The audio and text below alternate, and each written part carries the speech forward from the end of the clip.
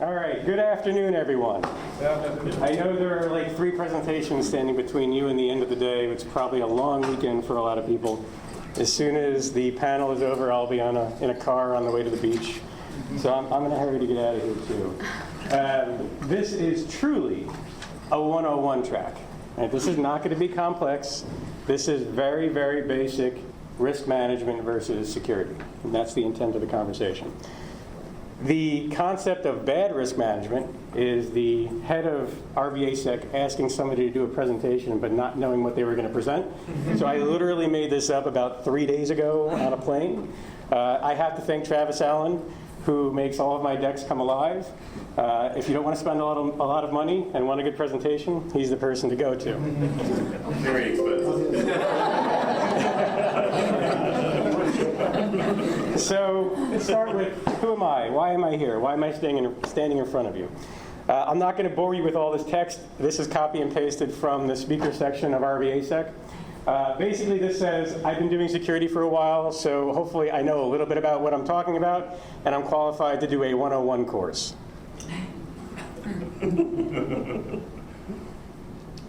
But who am I really? So if you look at my business card, if you look at my title, it says CISO. That means I'm protecting the cybersecurity posture of Altria on a day-to-day basis. Very important role. I take security very, very seriously. All right, that's obviously not going to work. But if you look at my business card, it also says IT risk management. They're 2 separate roles. There's a reason why I specify both of them. One of them is around security, and one of them is around understanding the risk of information technology in our company. So I wear 2 hats depending upon what day it is. So what does success look like for today's conversation? It's for everybody in this room to agree with this statement right here, that security does not equal risk management. I'm going to do my best to prove that. But an important aspect is that by default, they aren't equal. They can. You can take steps to do both, but they don't necessarily always achieve the same objective.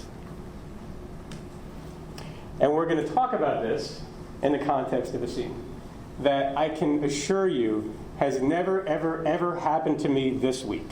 Okay? Your boss comes to you and says, we have a client that we want to do more business with. We need to get them some information immediately. If we don't get it to them immediately, if we don't close it today, they're going to go with a competitor. Right? That's great. How can I help? I'm the CISO. What can I do to help you? I've been sending them a file, sending to them over email. When they get the email, it says, click here to retrieve this email. But when they click there, it's not working. Right? So now for the security people in the room, which at least 8 of you are because you work for me, this means that information is starting to get encrypted automatically. Right? So we have tools in place that when sensitive information leaves the company, it gets encrypted automatically. So I ask, or you ask, well, what's in the file? And it turns out the file contains schematics for a new product we are developing, so something relatively sensitive. The customer wants to see this file before they will sign the deal. Reasonable request. So you explain to your boss that, well, this is a sensitive file, and we have technology in place that will encrypt that file on the way out to protect our assets. So let me call up the customer and understand why they can't open it. So you then play help desk. You get on with the customer, you start troubleshooting. After an hour, you have no idea why they're not getting the file. All you know is that it's the end of the day, and your boss is getting very, very upset. So he asks you, well, why can't we just send the file unencrypted? Right? They need this today, it's 4:45, and we have to close this deal. Now you got 15 minutes left. What do you do? Right? How do you respond to that question? Well, there's 2 different approaches. The first approach is a secure approach. Step 1, you say no. Right? Because that would protect your assets. Step 2, you go home 15 minutes early. Because there's nothing else you can do. You said no, they can't get the file, you can't fix it in the next 15 minutes. Your boss is going to be upset, so you might as well go home.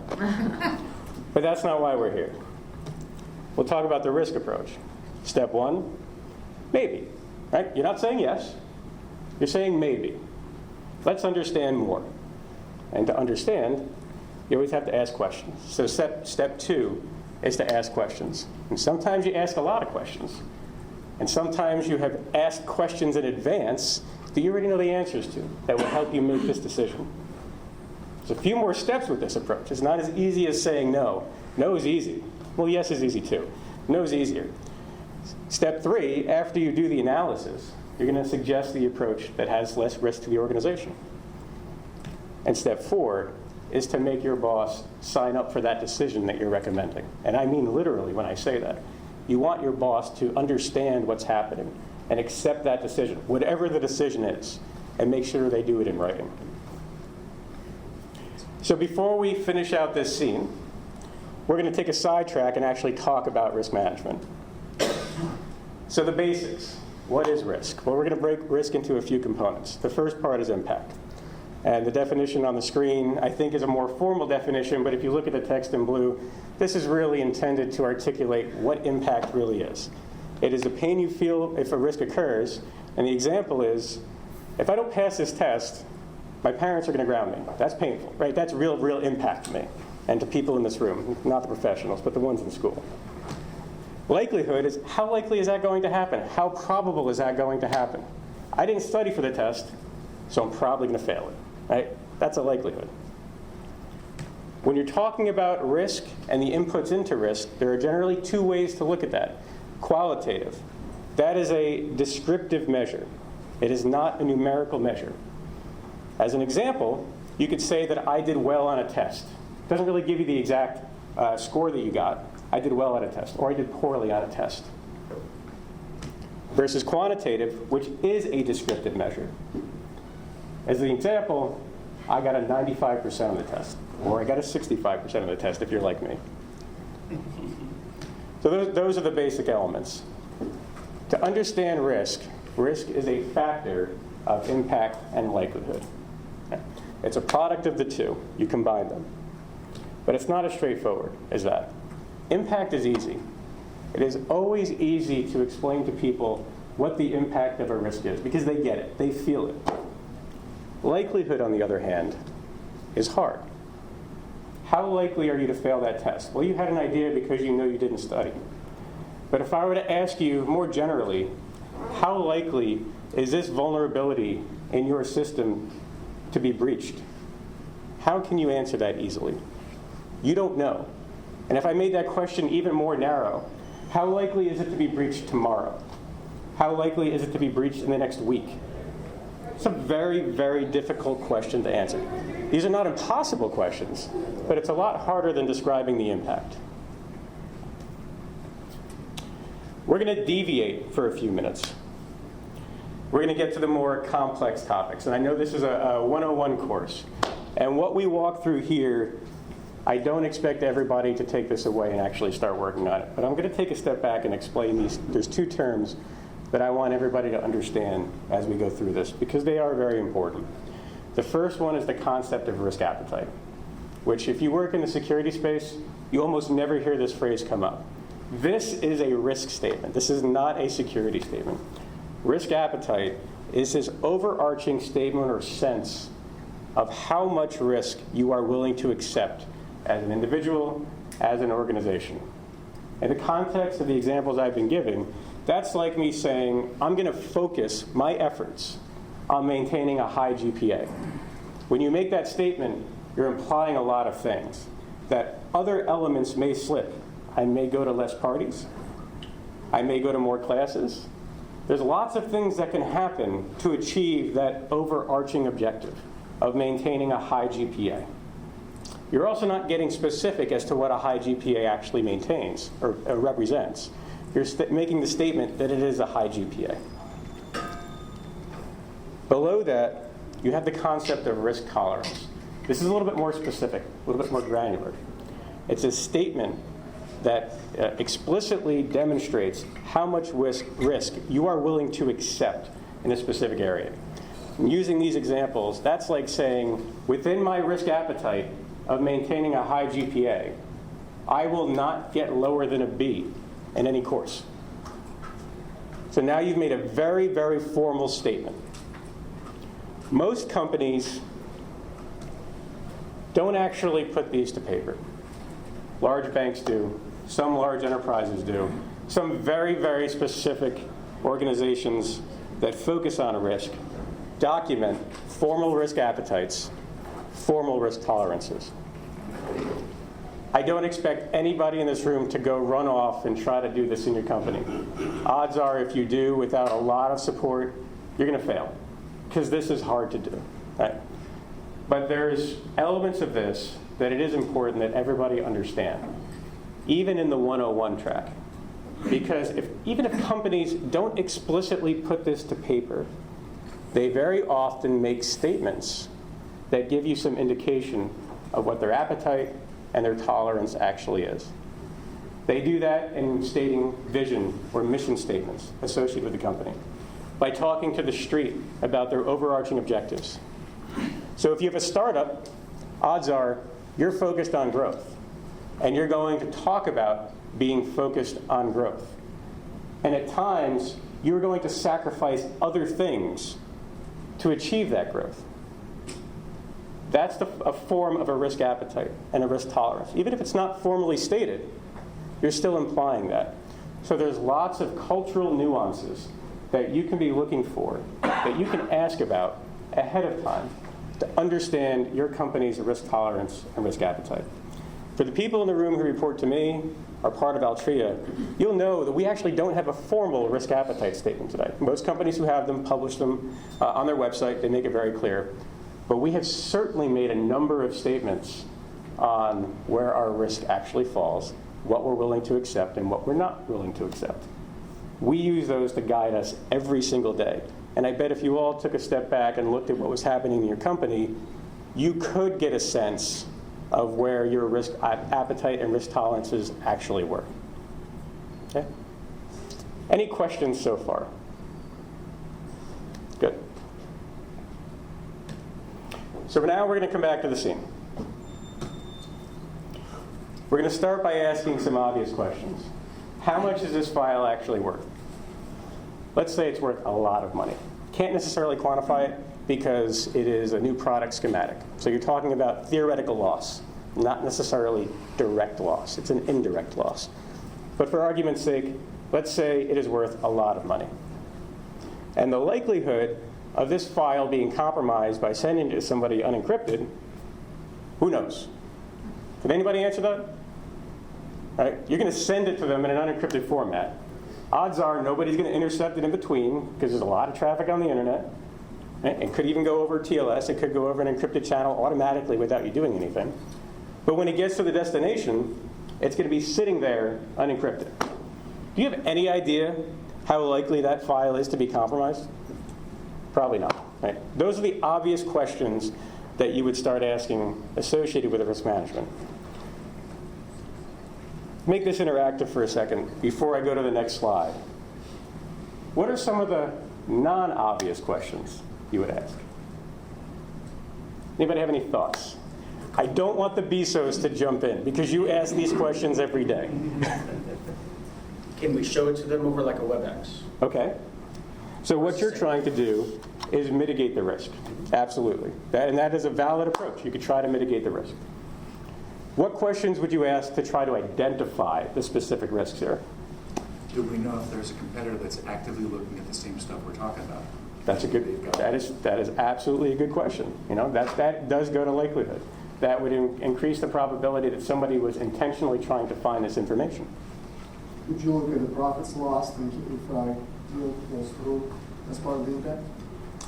I'm sorry, could you say that again? Profits lost if you don't sign a contract? Absolutely. That is a great way to understand the impact of decisioning the other way, of not sending the file. Absolutely. You could get an idea of the file's worth by asking what type of data is on the file. You know, is it technical information, personal, what kind of stuff is there? Yep, that would absolutely help you quantify the impact value associated with it. Yes. What legal instruments do we already have in place? So NDAs, confidentiality, things. Okay, absolutely. That would help you identify both the impact and likelihood to some extent. The impact as far as how much liability you have, the likelihood of something happening with that customer. Any other thoughts? These are all fantastic thoughts.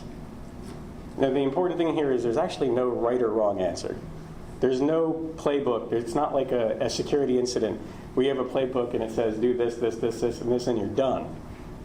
These are just amorphous questions that are coming to mind. But you're all asking the right questions. Some of the questions I'm going to show you here were what was articulated. But these are just examples of the types of questions that you could ask to help you identify the risk. And even if it doesn't seem like they're going to help you identify the risk, we're going to see how this comes together at the end. So one of the questions we always like to ask, hopefully you have this answer ahead of time so you don't have to ask it every time. Do you have insurance? Do you have cyber insurance? Do you have IP insurance? Because if you do, that mitigates the impact right there. Okay? How badly do you need this business? That was the question you asked along P&L. Is this something that is truly meaningful for us? Are we hurting for customers? What's the deal with that? Do we know anything about this client security? If they're a known third party, their existing customer, we may have some idea of what their security posture actually is. So it's worth asking the question. When will the product become public? This is one that's very quickly overlooked. Right? Very important. Risk almost always has a temporal aspect to it. You probably heard about that in vulnerability management sessions that were being discussed here.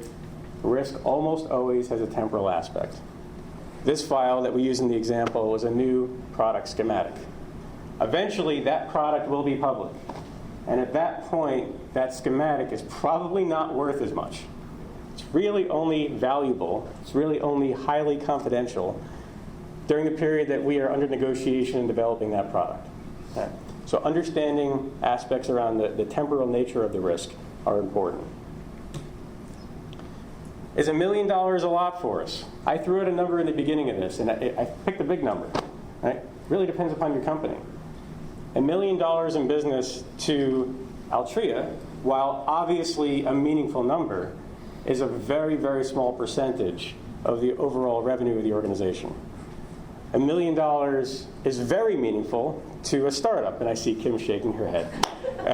Very, very meaningful to a startup. So understanding the concept of what that dollar value actually is to your organization is important. And then understanding the overall appetite. How important in general is new business to us? And the example that I'm using here is more of a startup mindset, where the organization has made a statement that growth is important to us. We are super, super focused on growth as a company. Right? They probably didn't have a formal risk appetite, but they probably have made statements to the street and in their mission statement that they're focused on growth. So now let's put all that together. And the saying is do the math, but you're not going to be able to do math here. You're not going to be able to do quantitative risk analysis. It's too complicated. It's okay. You don't need to. Do qualitative. Approximation is okay in risk management sometimes. There was a saying that one of my way former managers had, is that I would rather be consistently slightly incorrect than inconsistently correct. Because you can justify one versus the other. It was a very powerful statement for me. By sticking with a qualitative approach, understanding the aspects and not trying to focus on the numbers, you can probably approximate the risks that you're dealing with in a way that you can defend. If you attempt to put numbers around it, it becomes very difficult to defend. So let's look at the two decisions that we have. On the left-hand side, we'll talk about sending the file unencrypted. For the impact, we know the file is worth a lot of money, so the impact is probably high. On the likelihood side, we know that the client has been a client for a while. We have some idea of their security posture. We know that it is not going to be confidential for an indefinite period of time. It's probably going to be a very short period of time. So when you look at all of those aspects, the likelihood of the risk occurring in that short period of time is relatively low. Now, you can add those two things a number of ways. In general, if it's high impact, low likelihood, you're probably dealing with a moderate level risk, somewhere in between, high, medium, low. Okay? The other side, there's the option of not sending the file. The impact is very quantifiable there. You would lose $1 million a year in additional business. And we've said that $1 million a year, while not extremely important to the bottom line, is also not unimportant to the bottom line. It is a meaningful number, but it's not going to make or break the company. So that's probably about a moderate level risk. On the likelihood aspect, you don't actually know how likely the customer is to not do business with you. It's a long-standing customer. You have a relationship. It's entirely possible you can get them to wait one more day. You don't know. There's a lot of aspects. So it's hard to exactly determine what a risk like that would be, or what a likelihood like that would be. There's a lot of factors in both directions. But if you're being honest with yourself, if I was in this position, I would say it's probably a moderate level risk. It's not low. It's not high. Not entirely quantifiable.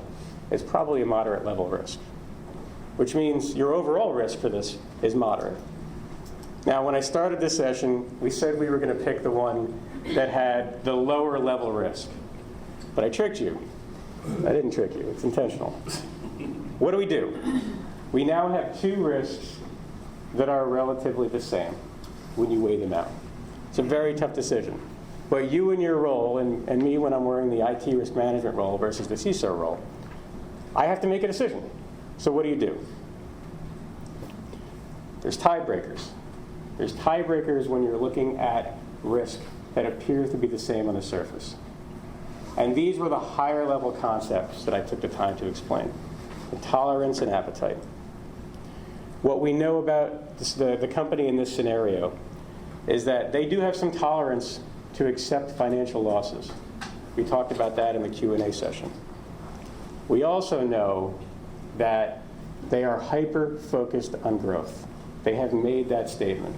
They are willing to sacrifice certain things and take certain chances to grow the organization. These are going to act as your tiebreaker. And what that would mean for me, is that I would tell my boss that they should send the file. But I would also tell them why. The statement isn't go ahead and send the file unencrypted. The statement is, we did the analysis. If we send the file unencrypted, there's about a medium risk that you're going to have an exposure, and it's going to be a large exposure, and it's going to hurt the company. But we understand that if we don't send the file, there's a good chance we're not going to close this deal that's important to us. Overall, I know right now you're focused on growth, and based on that and the analysis, I would recommend sending the file unencrypted. Okay? The why becomes important, because you're not done. Right? If you go back to the beginning, there was a fourth step. You have to do the paperwork. Risk management includes paperwork. The BSOs have heard me say that many, many, many, many times. As a security professional, you have just done something that goes against all of your training. You just told somebody to send a confidential file insecurely. It probably boils your blood. I know it does mine, and as the security side of me hates it every time I do it. You put company data at risk, but you did it for the right reasons, so you can sleep well at night. But in order to sleep well at night, you have to make sure all of this is written down somewhere. Because someday, eventually, the risk decision that you recommended is going to turn out to be wrong. You will get it wrong at one point.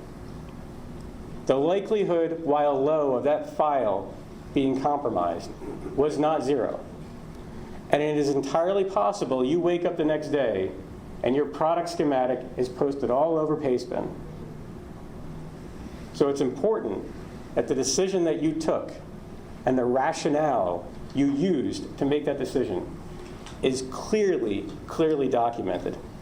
and that the people who ultimately own that risk, which is not you, it's the business who's taking that risk, have formally accepted that risk. Because in that moment, you're going to want to have that conversation. You're going to want to clearly articulate why we got to where we did and who is involved in making that decision. So I can't stress enough not to overlook the paperwork portion of risk management. I know we don't like it, but it is an important step. So with all that said, let's go back to the beginning, where we defined what success for today's session was going to be. And that was that security and risk management were not equal. They serve two different purposes.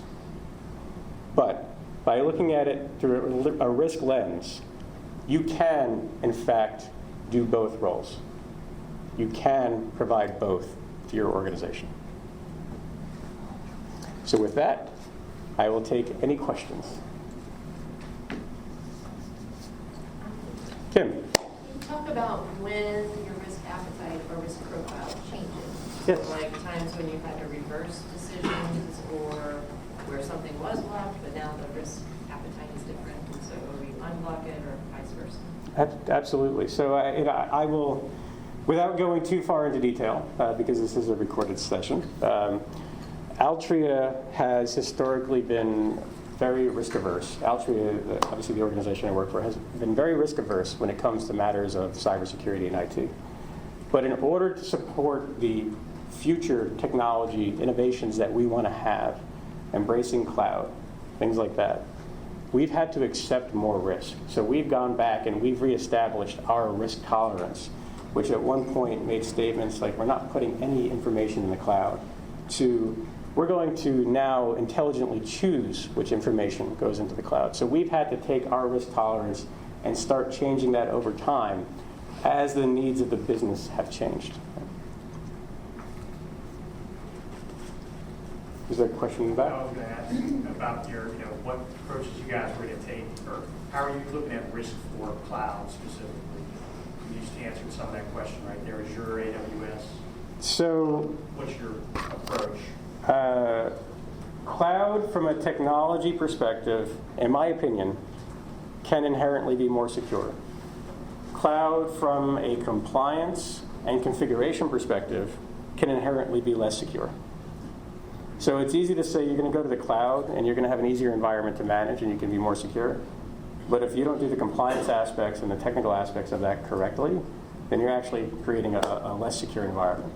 For us, and for many organizations, you take a risk-based approach as far as what's going in there. Right? You don't need to put your critical business operations day one. You don't need to put your most sensitive information day one.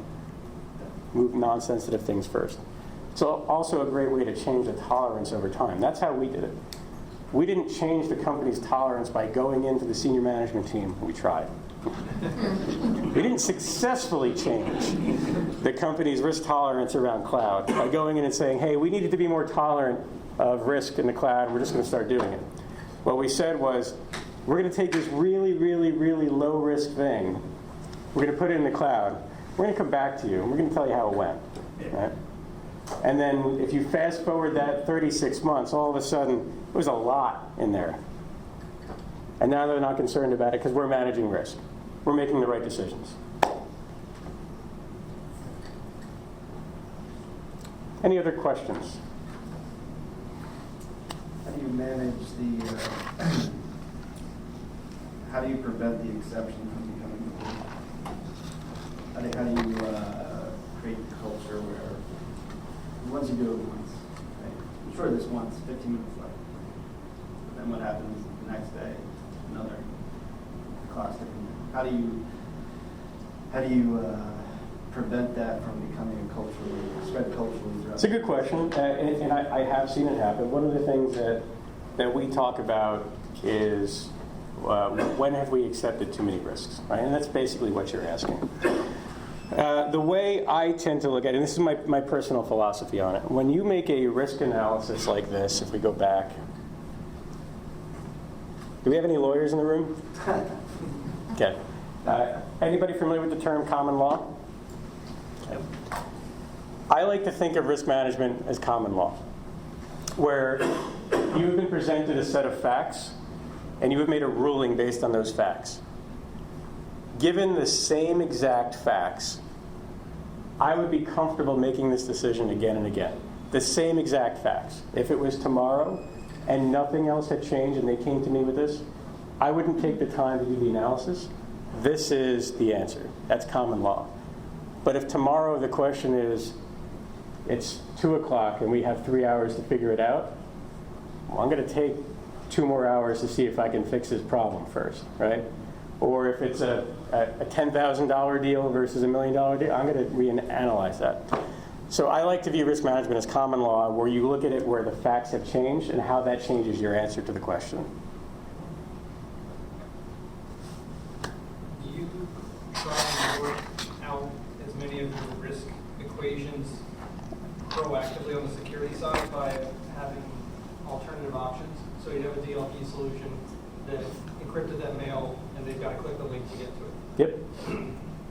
If they can't get to it, let's say DLP's down, whatever the case is in this scenario, would you try and have a secondary control where our fallback plan for secure delivery of messages is encryption using blank, and that's our standard? Do you look at scenarios like that? It's an interesting question. I would say in some cases, yes. That decision, and it is a risk decision, is more based on the business continuity aspects of risk management, so the availability of data versus the confidentiality. What we would do in that case is analyze how important is this process to ultimately delivering data, and if it was a critical process, we would have some type of secondary control to enable that. Absolutely. Charles, the examples you give here are fairly basic and they're good examples, but I'm wondering if you use tools for any more complicated process and risk analysis. And do you see AI playing a role in the future? I see AI playing a role in identifying long-term trends. I see AI playing a role in issues, vulnerabilities, threat actors that are easy to miss by human. But I can only give you my opinion. And I think this is where I do disagree with a number of my peers. And there are, there's a number of forums I sit on where CISOs of some of the larger companies get together and talk a few times a year. If you look at FAIR as an example, anybody here familiar with FAIR? I have a problem with detailed quantitative analysis. I have a problem with the models and the tools that are trying to oversimplify risk management, because I don't believe in the accuracy of it. And the statement that I made earlier is a very important lesson that I learned. If I presented a number like that to the board, I wouldn't be able to defend it. So I would rather be consistently slightly incorrect in my qualitative approach than inconsistently correct in my quantitative approach. So to answer your question in a very long-winded way, we don't use a lot of tools. We don't use a lot of math or methodology to do our risk analysis. The second I see a model that I believe in, that I can justify, that I can stand up in front of the board and explain it to this level of detail, and it was Einstein who explained that when you can explain that you can explain something to a 5th grader, then you truly understand it. If I can do that to a risk model, then I'll use it.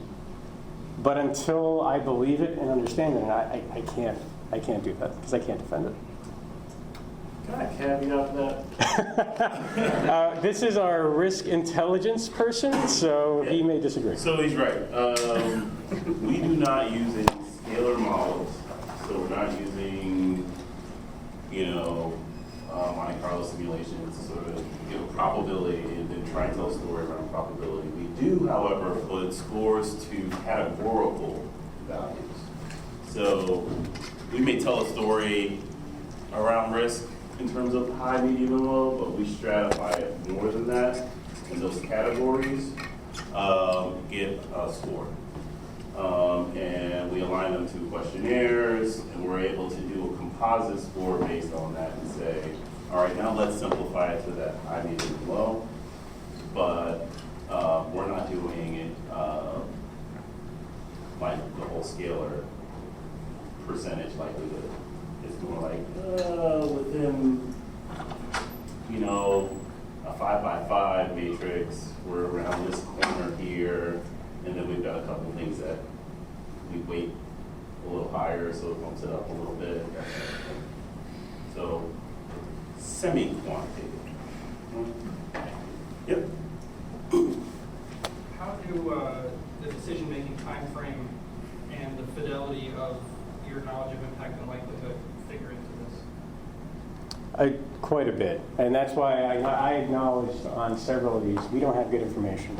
So I have to improvise on what the approximation of that value would be. Again, likelihood being a great example. Very often you're making that up. Very often you are guessing at what the likelihood of something occurring actually is.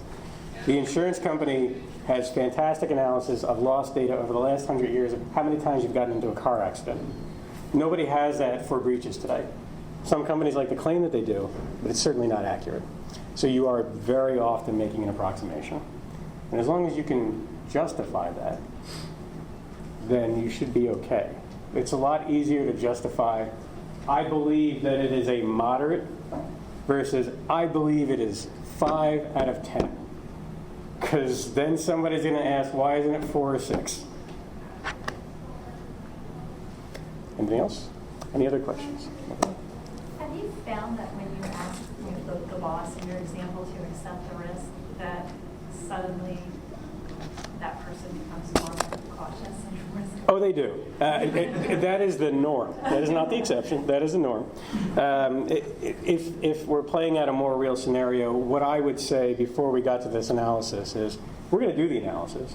We're going to come to you with the answer, and then you need to sign off on that answer, whatever the risk is. At that point, they're already being cautious. At that point, they're already saying, okay, go back and tell me if it's safe to send the file. Right? Absolutely. As soon as they take accountability for it, the mindset changes.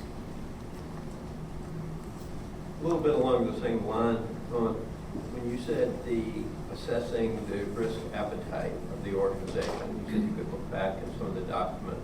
So we're a mining organization, so a lot of big equipment and explosives. And if I went to our senior team and talked to them about risk as far as safety. I was just going to say, safety is probably going to be plastered everywhere. Yeah, it'd be very well aligned. But if I went and talked to them about, cybersecurity and information security, they'd be all over the place.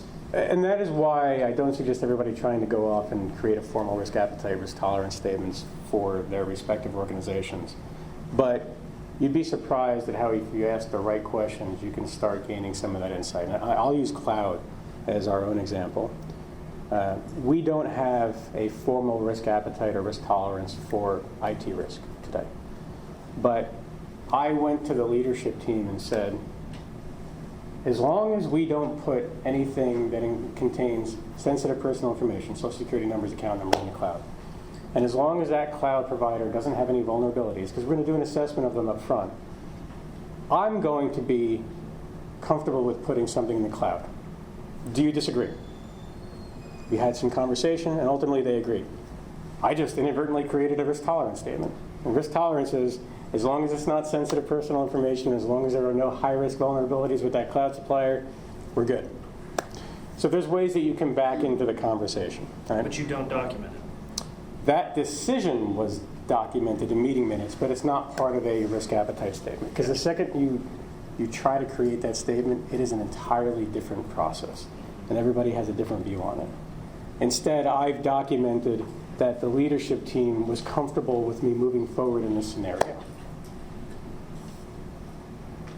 Okay. Does that help? Sounds less painful. It is definitely less painful to do it that way. But yeah, so using safety in your organization, they zero tolerance for safety issues, I'm sure. You can start dialing back from that security and technology that could be associated with safety issues. It would not be hard for you to make the case there's also zero tolerance for that. So it's very easy in manufacturing space, for example, to say security around manufacturing is important. What if it's the security around a lockout system, right? All of a sudden, that's important. So that's a way to make the conversation. Again, it's directly tied to something that they've said their risk appetite is.